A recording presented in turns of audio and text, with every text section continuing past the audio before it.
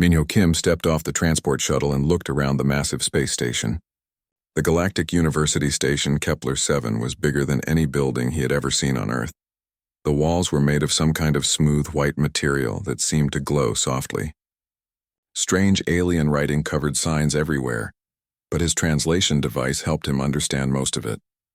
He carried only a simple backpack with his clothes and a few personal items. Other students around him had large containers and what looked like life support equipment. Minho wondered why they needed so much stuff for a survival course. The first thing that struck him was how carefully everyone moved. The aliens walked slowly and seemed very worried about bumping into things. Back home, people just walked normally. Here, it felt like everyone was made of glass. Minho found his way to classroom 7 Alpha. The door slid open with a soft sound. Inside, he saw the strangest group of beings he had ever encountered. One looked like it was made of living crystal. Another seemed to be covered in shiny wet skin like a frog. The third had way too many legs and big black eyes. At the front of the room stood Professor Quindall. The professor had 8 long arms that moved like snakes. Each arm ended in what looked like a hand with too many fingers. When the professor spoke, the words came out in a musical tone that his translator turned into English. Welcome, students, to Advanced Survival Dynamics. This course will teach you how to stay alive in challenging environments across the galaxy. Professor Quindall's eyes looked at each student. When they focused on Minho, the professor's skin changed color slightly. Ah, yes. Our exchange student from Earth. How interesting. The crystal being near Minho made a tinkling sound. The translator said, Is it true that Earth is a Class 12 death world? Minho shrugged. I guess so. I don't really know what that means. All the aliens turned to stare at him. The frog-like creature's skin went from green to pale yellow. You don't know? Class 12 means your planet tries to kill everything that lives on it. Really? Minho thought about this. I mean, yeah, sometimes there are storms and stuff, but it's not that bad. Professor Quindall made a note on a floating screen. Let us begin with introductions. Please state your name, homeworld, and any survival experience you have. The crystal being went first. I am Veltar from Xeris. My world has gentle breezes and perfect temperature control. I have read many books about survival theory. The frog creature was next. I am Borlon from Aquanis. My planet has calm oceans and no weather changes. I completed a safety course last year. The insect-like being clicked its mouthparts. I am Kithara from Zaxth. My hive provides everything I need. I have emergency response training. Then it was Minho's turn. I'm Minho Kim from Earth. I like camping and hiking. Last month I spent a week in the mountains with just a backpack. The room went completely silent. Professor Quindall's arms stopped moving. Veltar made a sound like breaking glass. Borlon's skin turned almost white. A week? Kithara's voice was very high. Alone in mountains? Well, not totally alone. My friend Jiwan was with me for the first 3 days. But then she had to leave for work, so I finished the trip by myself. Professor Quindall moved closer to Minho. And you survived this experience? Sure, it was fun. We saw a bear on the 2nd day, but it wasn't interested in us. The weather was pretty good except for the thunderstorm on day 5. Borlon fell over, just toppled right out of his chair onto the floor. Kithara made a buzzing sound that the translator couldn't figure out. Veltar was flashing different colors like a broken light. Thunderstorm? Professor Quindall's voice got very quiet. You experienced an electrical atmospheric disturbance and lived? Yeah, I waited it out under some rocks. Got a little wet, but my jacket kept me mostly dry. The lightning was pretty cool to watch. Professor Quindall turned to his screen and started typing very fast. I need to contact the University Safety Board. This changes our entire curriculum. Veltar finally managed to speak. How are you still alive? Electrical disturbances destroy everything. On Xeris, even a small static charge can crack our buildings. Minho looked around at his new classmates. They all seemed terrified of him. Look, it really wasn't dangerous. Humans deal with storms all the time. You just need to know what to do. What to do? Kithara was still buzzing. The correct response to electrical atmosphere disturbance is immediate evacuation to underground bunkers. That seems like a lot of work for some rain and lightning, Minho said. I just found a good spot and waited it out. Had a nice meal and got some sleep. Borlon had gotten back in his chair, but his skin was still very pale. You ate food during a death storm? I brought sandwiches, and I caught a fish from the stream nearby. Minho was starting to realize that his normal life might not be normal for everyone else. Professor Quindal stopped typing and looked at Minho again. You captured and consumed a wild animal? Just a trout. Pretty small one, actually. Cooked it over a fire I made. Fire? Veltar's crystal body was flashing red now. You created uncontrolled combustion? It was totally controlled. I made a fire ring with stones and everything. Basic camping stuff. The professor's arms were waving around now. Class dismissed.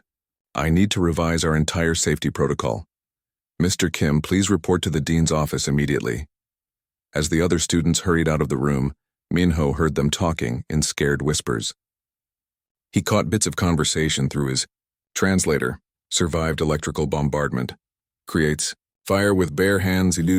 Hunts wild beasts for food. Minho picked up his backpack and headed for the door. Maybe this university thing was going to be more interesting than he thought. He just hoped they wouldn't kick him out before he got to learn some cool alien stuff. As he walked down the hallway, he noticed that other students moved out of his way. Word was spreading fast that there was a human in the school. A real live human from a death world. Minho smiled to himself. Wait until they found out about the time he went skydiving. 3 days after his meeting with the dean, Minho found himself standing in front of a large metal door with his classmates. The dean had decided that Minho could stay in the program, but they would watch him very carefully. Professor Quindal had spent those 3 days rewriting the safety rules. Today we begin our first practical examination, Professor Quindal announced. His arms held several data pads. You will spend 6 hours in our wilderness simulation. The environment is set to minimal challenge level for your safety. Veltar was wearing what looked like a full spacesuit. The crystal being's voice came through a speaker. Professor, I have triple-checked my environmental protection systems. Borlon had wrapped himself in a thick silver blanket that covered everything except his eyes. My thermal regulation unit is functioning properly. Kythera wore a helmet with lots of blinking lights. My atmospheric analyzer is calibrated. My emergency beacon is active. Minho looked down at his clothes. He had on jeans, a simple t-shirt, and his hiking boots. Should I have brought more gear? Professor Quindal's skin changed to a worried purple color. Mr. Kim, where is your environmental suit? I don't have one. Do I need one? All of Professor Quindal's arms started moving at once. The simulation includes temperature variations down to 15 degrees Celsius. There will be atmospheric moisture precipitation. Air movement up to 20 kilometers per hour. Minho thought about this. 15 degrees Celsius was about 60 degrees Fahrenheit. That was actually pretty nice weather. That sounds fine. Fine? Veltar's voice was very high.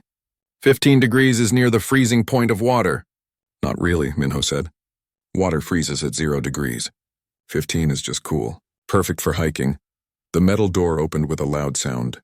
Beyond it was a forest that looked a lot like the woods back home. Green trees, brown dirt paths, and blue sky. Minho could hear birds singing and smell fresh air. His classmates moved forward very slowly. Veltar's suit had several sensors that kept beeping. Borlon made sad sounds as he waddled in his thick blanket. Kythera's helmet lights flashed faster as they entered the forest. The first challenge is to find shelter, Professor Quindal said through their communication devices. You have 1 hour. Immediately, the aliens began unpacking large boxes they had brought. Veltar pulled out metal poles and some kind of plastic sheeting. Borlon had a device that started putting together a small house by itself. Kythera opened a container full of tools and electronic equipment. Minho walked over to a group of young trees. He started breaking off branches and gathering leaves. The sound made his classmates stop working. What are you doing? Veltar asked. Making a shelter. Minho arranged the longer branches against a big tree trunk. Then he started weaving smaller branches between them. With plant matter? Borlon sounded shocked. That material is not sterilized. It could contain parasites or toxic substances. It's just wood and leaves, Minho said. He kept working, adding more branches and packing leaves into the gaps. This is how people made shelters for thousands of years. Professor Quindal was watching through a camera drone. Mr. Kim, please use proper shelter equipment. Wild plant material is dangerous. It's really not. Minho stepped back to look at his work. The shelter was small but solid. This will keep me dry and warm. Just then, the simulation started its weather program. Light rain began to fall. The aliens immediately ran for their mechanical shelters. Minho just pulled up the hood on his jacket and kept working. Veltar's suit started making alarm sounds. My moisture sensors are detecting dangerous levels of atmospheric water. The rain was barely more than a light sprinkle, but Borlon was making panic sounds from inside his automated house. The precipitation is touching my shelter. This is a disaster! Minho finished his branch and leaf shelter and crawled inside. It was dry and comfortable. He could hear the rain pattering on the leaves above him, which was actually very relaxing. How was he not dead? Kithara's voice came through the communication system. He's in direct contact with unprocessed environmental materials during an atmospheric moisture event. Professor Quindall was typing notes very fast. Mr. Kim, please report your condition. I'm good, Minho called out. Nice and dry in here. The rain sounds peaceful. After 30 minutes, the rain stopped. Minho came out of his shelter and stretched. His classmates slowly emerged from their high-tech shelters, still wearing all their protective gear. Phase 2, Professor Quindall announced. Create fire for warmth. You have 30 minutes. Again, the aliens began unpacking equipment. Veltar had some kind of heat generator. Borlon pulled out a device that created a small controlled flame. Kithara had multiple tools for what looked like a very complicated fire-making process. Minho gathered some dry wood and small twigs.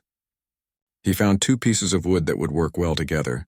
Then he sat down and started rubbing them against each other. What is he doing now? Veltar asked.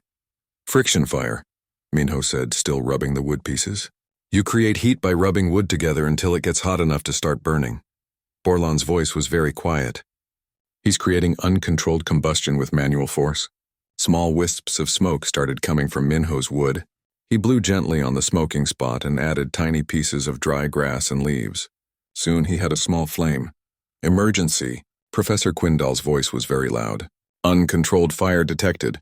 All students evacuate immediately. It's not uncontrolled, Minho said calmly. He added bigger twigs to his growing fire. See, I made a circle of stones around it. The fire can't spread. The aliens were all backing away from Minho's fire like it was a bomb about to explode. Veltar's suit was beeping continuously. Kithara had activated some kind of emergency protocol. Mr. Kim, Professor Quindall said slowly, you have created thermal combustion using only natural materials and physical force. Yeah, it's pretty basic. Minho added a larger piece of wood to his fire. Anyone can learn to do it. Professor Quindall ended the simulation early. As they walked back to the classroom, Minho heard his classmates talking in amazed whispers. He made fire with his bare hands, survived direct moisture, contact, built shelter from toxic plant matter. Minho was starting to understand that humans might be a little different from other species in the galaxy. 1 week later, Minho and his classmates stood at the edge of what Professor Quindall called the contaminated wasteland simulation. The landscape looked like a desert with some rocky hills and a few small streams running through it. Today's challenge is water procurement and purification, Professor Quindall announced.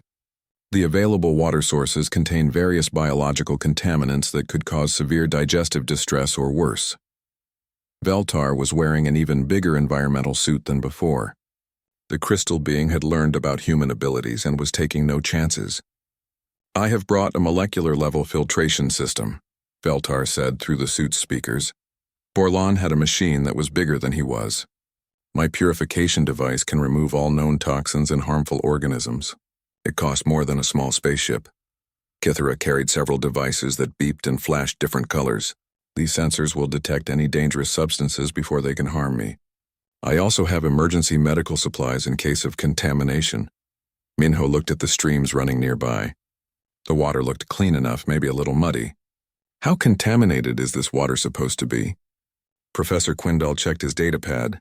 The water contains bacteria that would cause stomach pain, nausea, and digestive problems for most galactic species. Exposure could require medical treatment. So basically like getting sick from bad food? Minho asked. Much worse, Professor Quindall said seriously. These are dangerous biological agents. The simulation began. Immediately, the aliens started setting up their complex equipment. Veltar's filtration system had tubes and filters and screens. It looked like something from a science laboratory. Borlon's purification machine made lots of noise and shot steam into the air. Lights blinked all over it as it analyzed the water at a molecular level.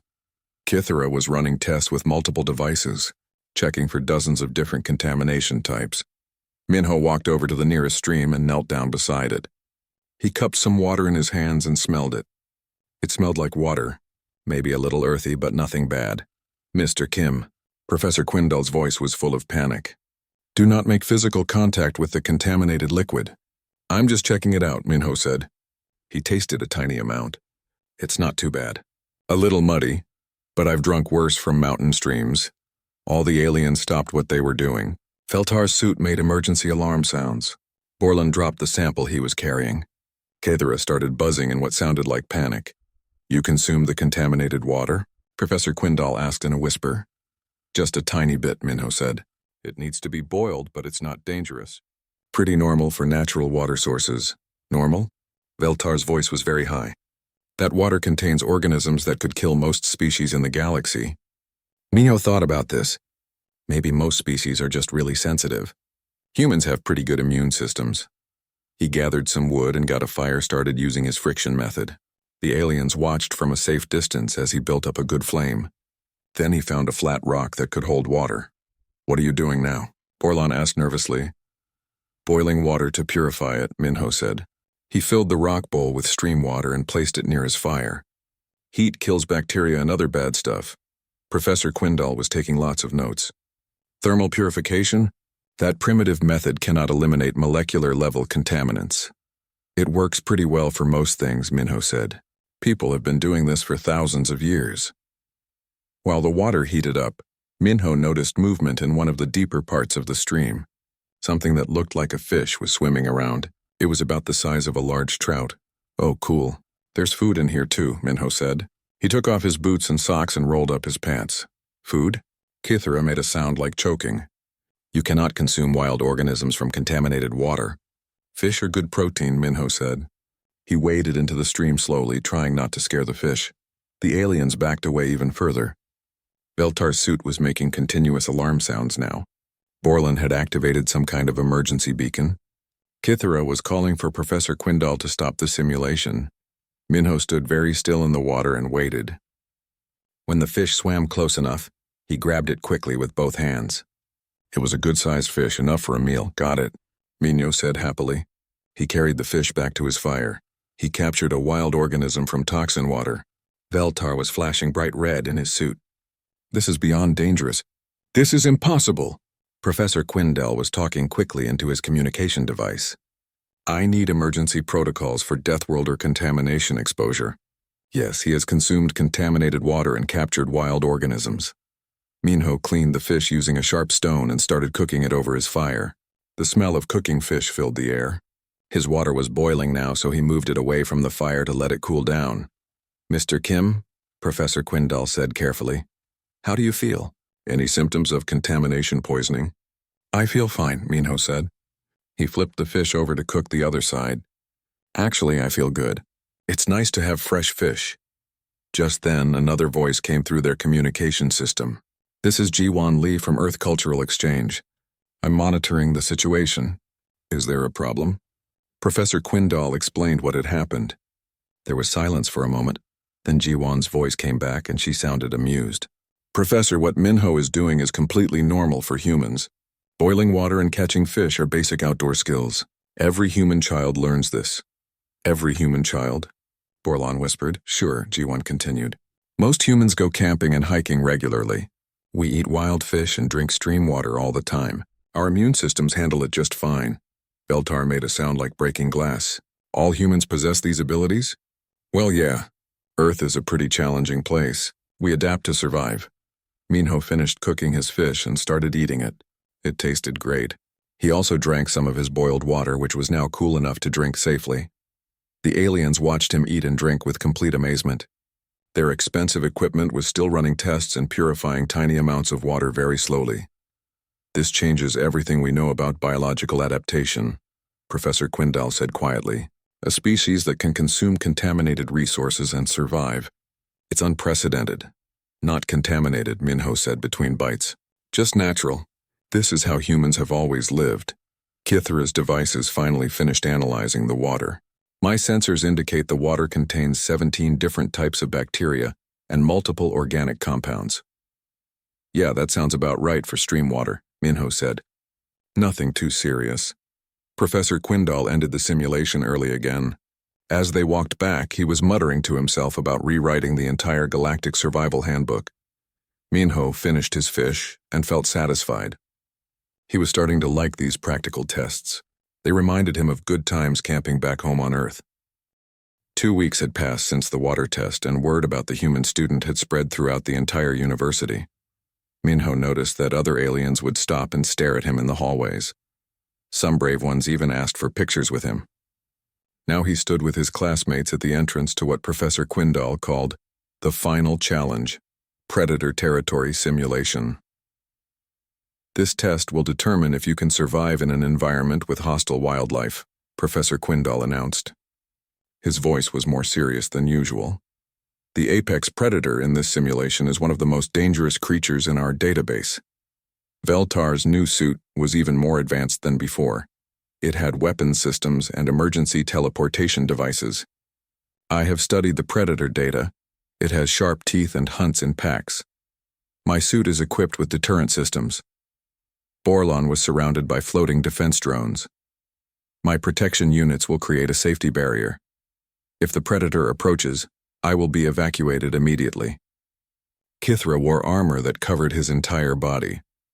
My emergency beacon is linked directly to university security. Any sign of danger and they will send a rescue team. Minho looked at his equipment. He had his usual clothes and a simple hiking stick he had made from a branch. What kind of predator are we talking about? Professor Quindall showed them a holographic image. The creature looked like a large wolf with darker fur and bigger teeth. It was about the size of a German shepherd dog. This beast is considered an unstoppable force on most worlds, Professor Quindall explained. It hunts by scent, has powerful jaws, and shows no fear of other creatures. Standard protocol is immediate evacuation upon visual contact. Minho studied the image. It looks like a big wolf.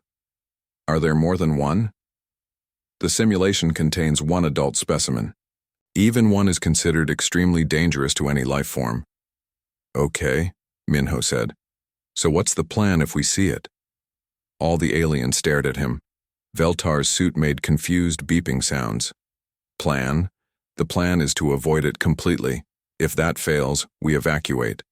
What if it finds us anyway? Minho asked. Professor Quindall's arms waved around. Mr. Kim, this creature is an apex predator.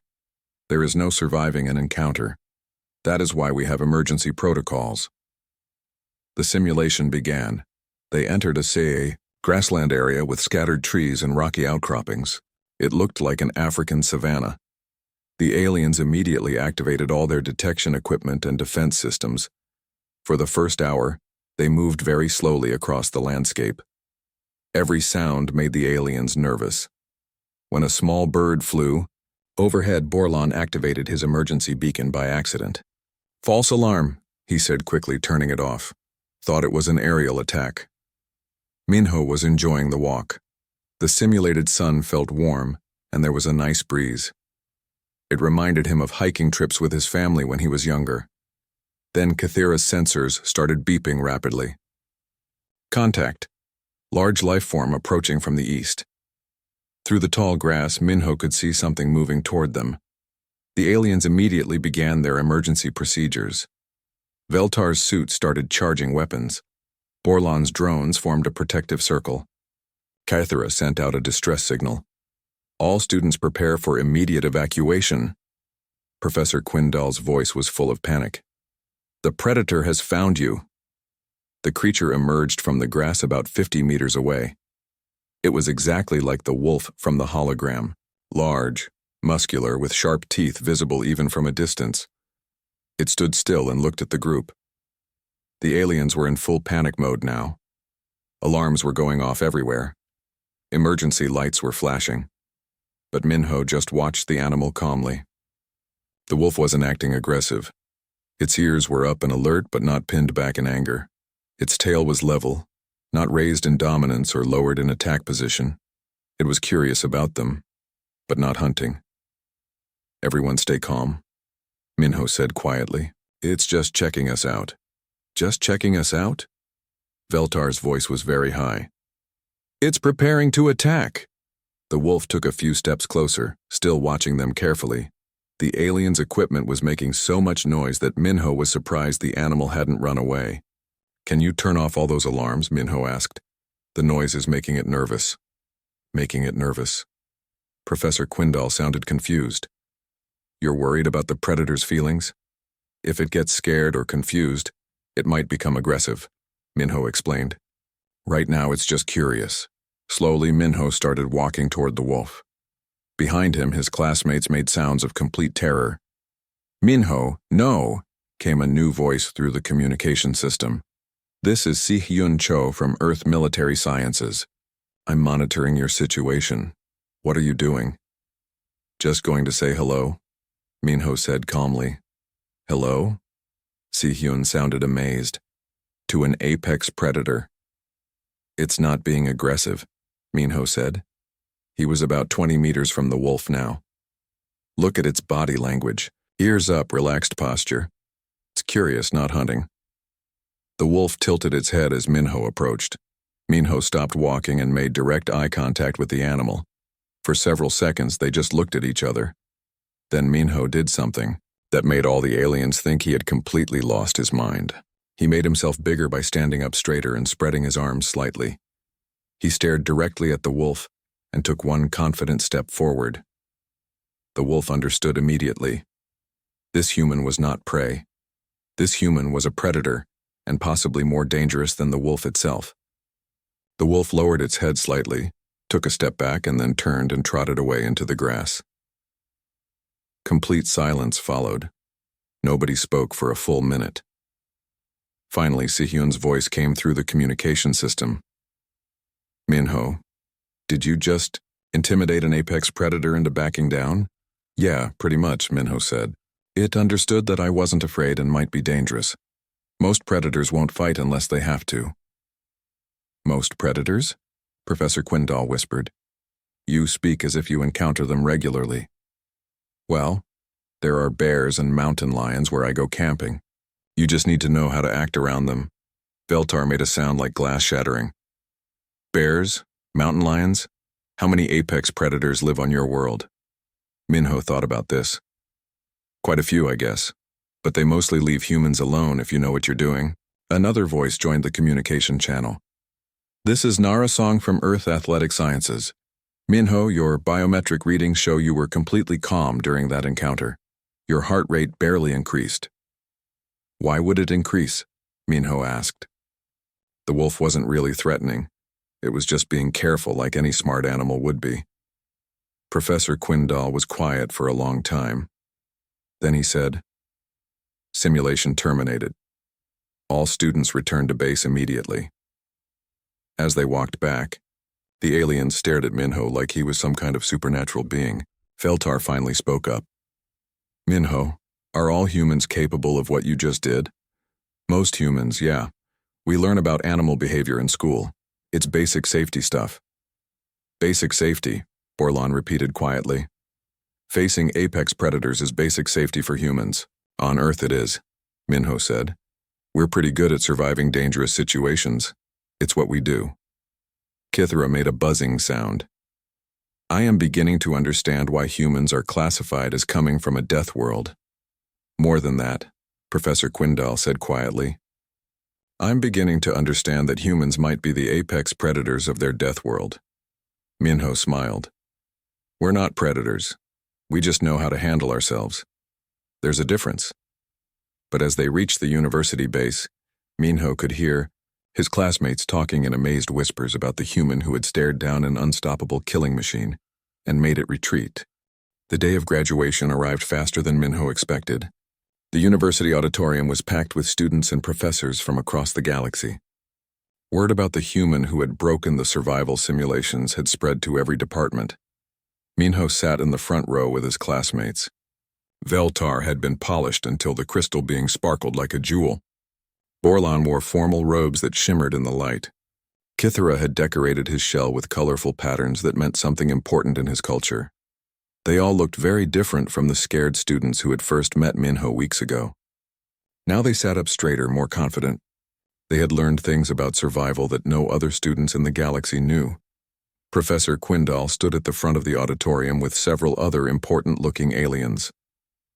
Today we celebrate the graduation of our Advanced Survival Dynamics class. However, this graduation is unlike any other in university history. The lights dimmed and a large screen showed images from their survival tests.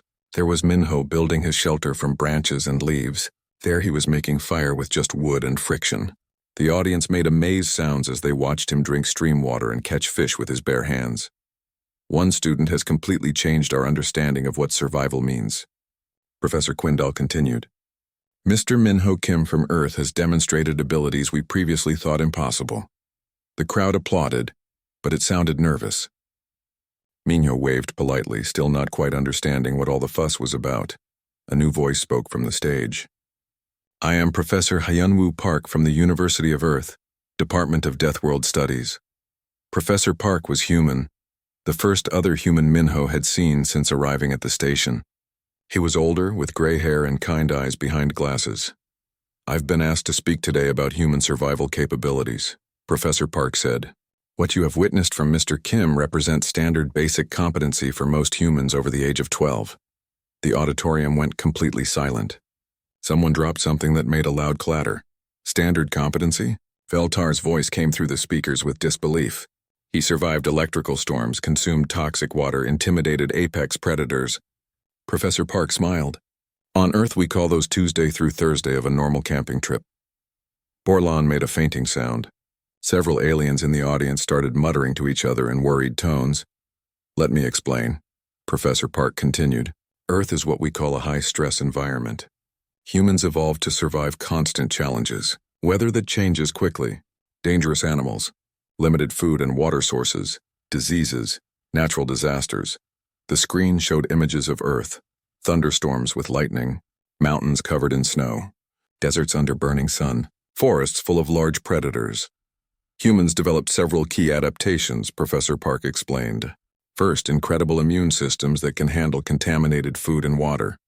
Second, the ability to regulate body temperature in extreme conditions. Third, intelligence focused on solving survival problems quickly.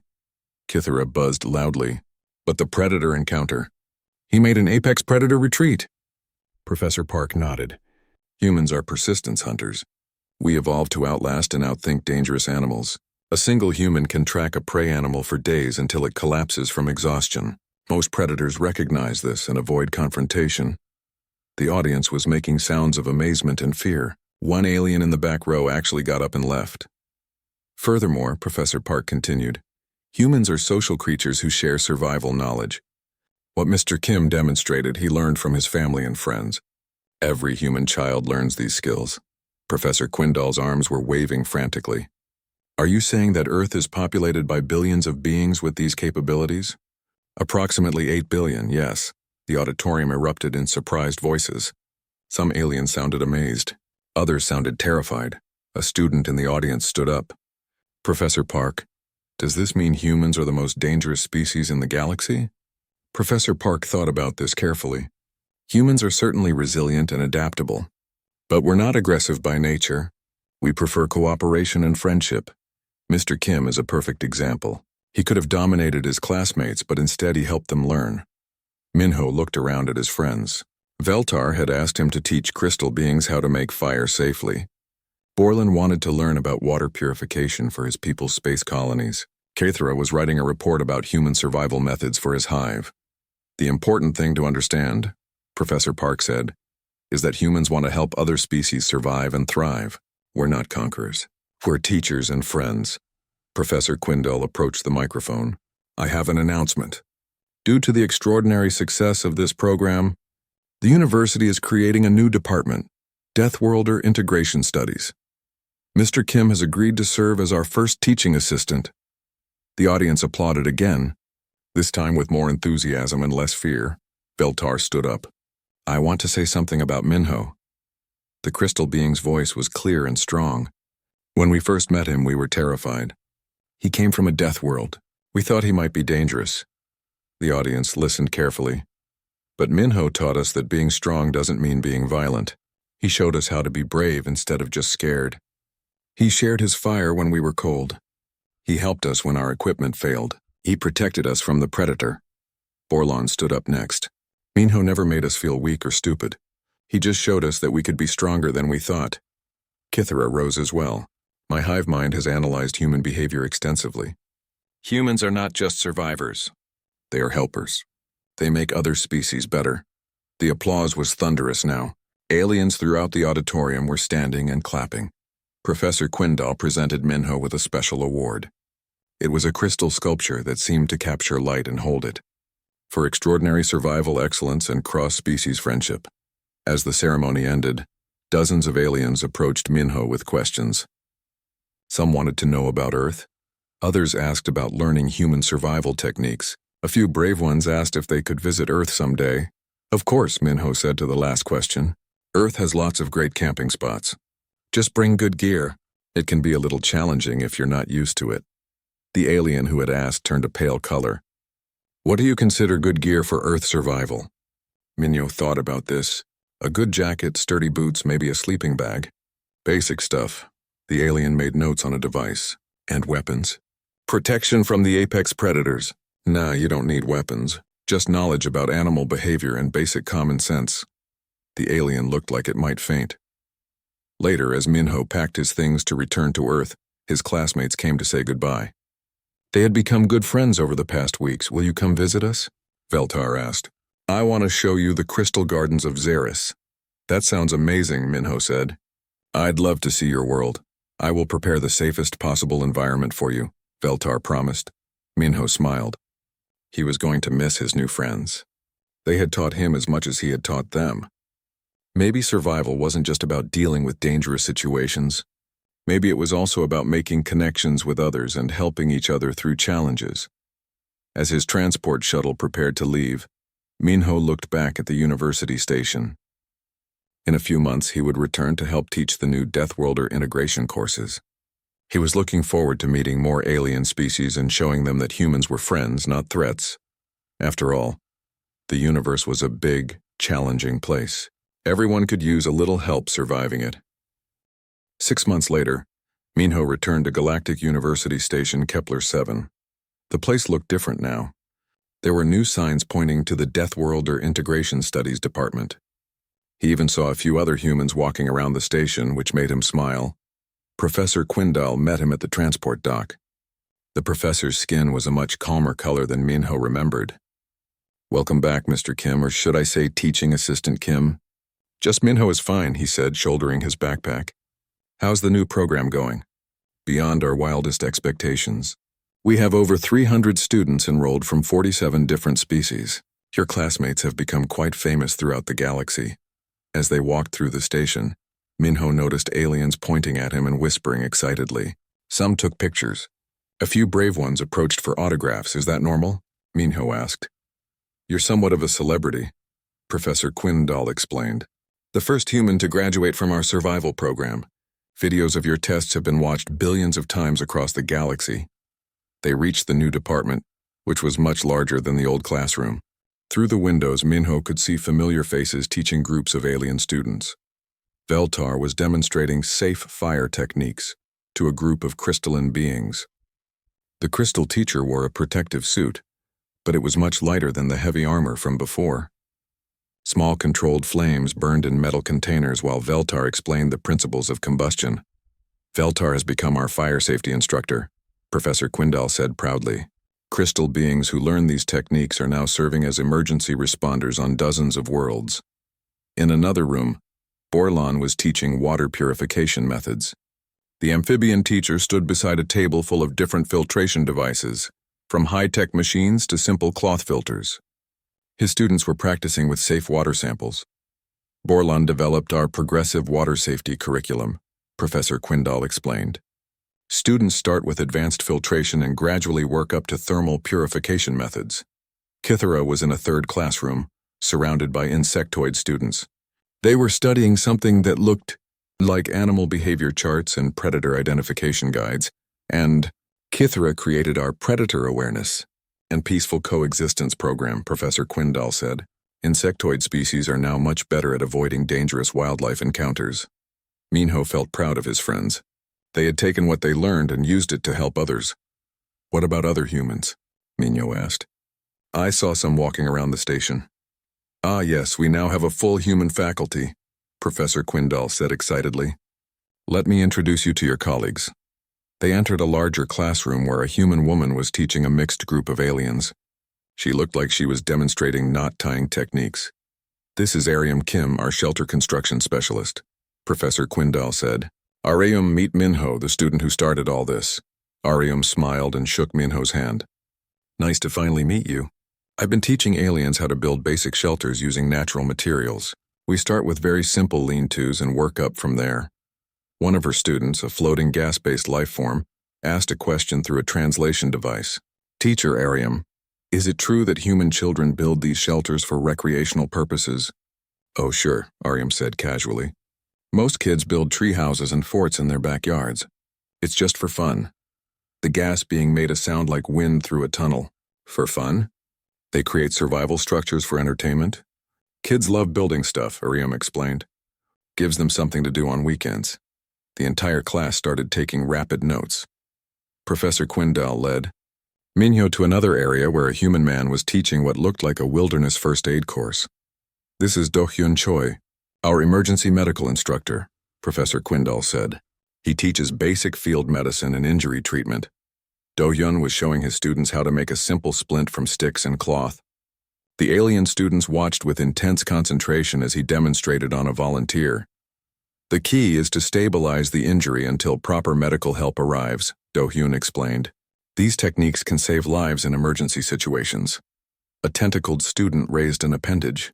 Instructor Do-Hyun, is it true that humans learn these skills in childhood recreational programs? Well, yeah.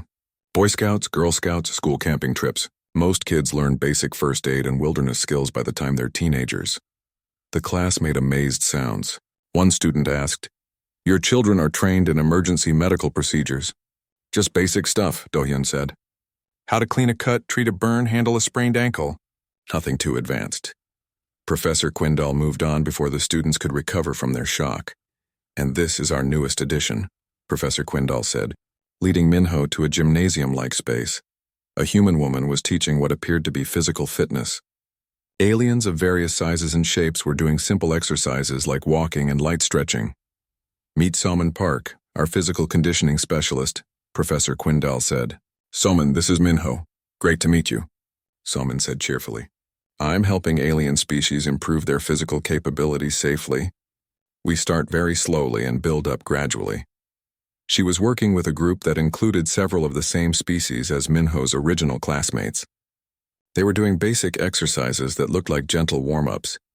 This is incredible progress for them, Soman explained quietly to Minho. When they started, most couldn't walk continuously for more than 10 minutes. Now some can hike for an hour. One of the crystalline beings called out, Teacher Soman, how long can humans walk continuously? Well, that depends on fitness level and condition, Somin said. Average humans can walk all day if they pace themselves. Experienced hikers can walk for days. Days? Squeaked a small furry creature. Without stopping? Oh, we stop to rest and eat, Soman clarified. But yeah, humans can cover a lot of ground on foot. The class looked amazed and slightly terrified. Finally, Professor Quindall brought Minho to his own new classroom. It was the largest space in the department, with comfortable seating for over 50 students. This is where you'll teach human survival philosophy, Professor Quindall explained. The most popular course in the university. What exactly am I supposed to teach? Minho asked. The mental approach that makes human survival possible, Professor Quindall said. How do humans stay calm in dangerous situations? How do you make quick decisions under pressure? How do you adapt to unexpected challenges? Minho thought about this. I guess I just learned to stay calm and think through problems. Most humans do. Exactly. Professor Quindall was excited. That mindset is completely foreign to most galactic species. We want you to teach it. As they talked, students began filing into the classroom for Minho's first official class.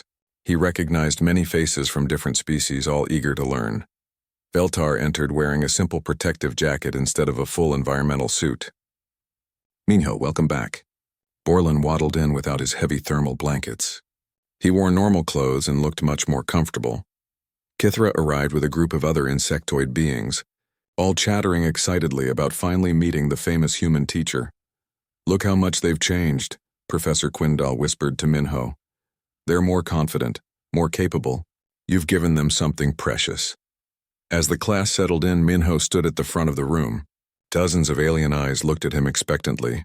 "So," Minho said with a smile, "who wants to learn about confidence?" Every hand, tentacle, claw, and appendage in the room shot up. Outside the classroom windows, space stretched endlessly in all directions.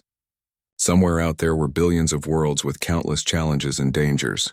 But here in this room, representatives from dozens of species were learning that with the right attitude and knowledge, almost anything could be survived.